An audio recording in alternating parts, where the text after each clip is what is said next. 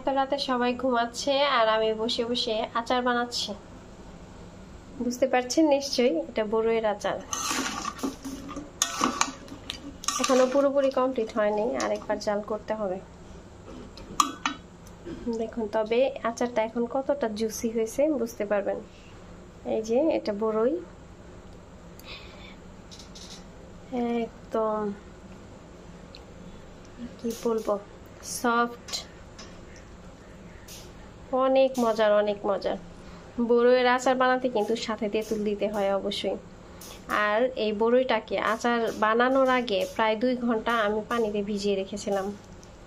ভিজিয়ে রেখে শুকনা বড়ইটা যখন একটু নরম হয়েছে সেটাতে তেঁতুল মিশিয়ে, তেঁতুলটাকেও অবশ্যই পানিতে ভিজিয়ে রাখতে হয়। তারপর তেঁতুলটা যখন নরম হয় হাত দিয়ে মাখিয়ে বীজগুলো ফেলে দিয়ে জাস্ট তেঁতুলের কাঠ আর চিনি আর সেই সাথে স্বাদ মতো মরিচ, ঝাল যদি খেতে চান তো ঝাল, একটু লবণ, বাস এইটুকু। আর চাইলে আপনি এটাতে 5 ফোড়ন মশলা দিতেও পারেন, না দিলেও সমস্যা নেই।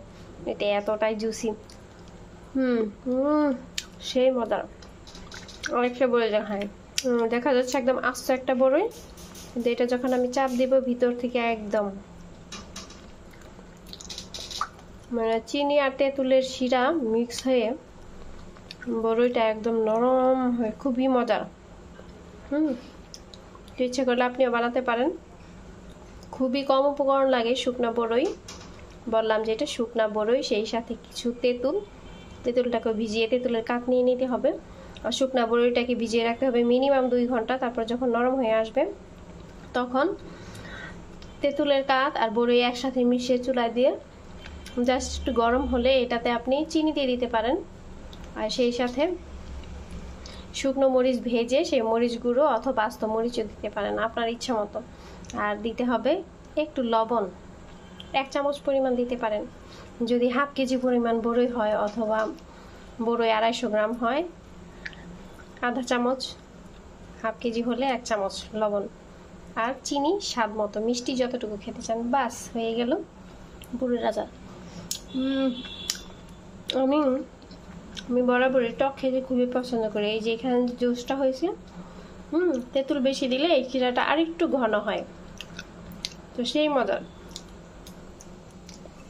আমি এভাবে আপনাদেরকে দেখে হয়তো বুঝাতে পারছি না এটা কতটা জুসি আর টেস্টি একটা আচার। আমার এখানে তেঁতুল পরিমাণে কম হয়েছে কারণ তেঁতুল ছিল না বেশি।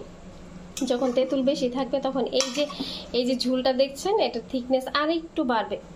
যখন এটার থিকনেস আর একটু বেশি থাকবে তখন এটা খেতে আরো বেশি স্বাদের হবে, তো অনেক মজার। তো এই এখন হচ্ছে ঠিক একদম পুরোপুরি বড়ইয়ের সিজন, অবশ্যই এইভাবে বড়ইয়ের আচার তৈরি করে খাবেন। তো ভালো থাকবেন সবাই, খুদা হাফেজ, আসসালামু আলাইকুম। আমি আরেকটা বড়ই খাই, আমি আসলে টক পাগলা, সেই মজার সেই মজার।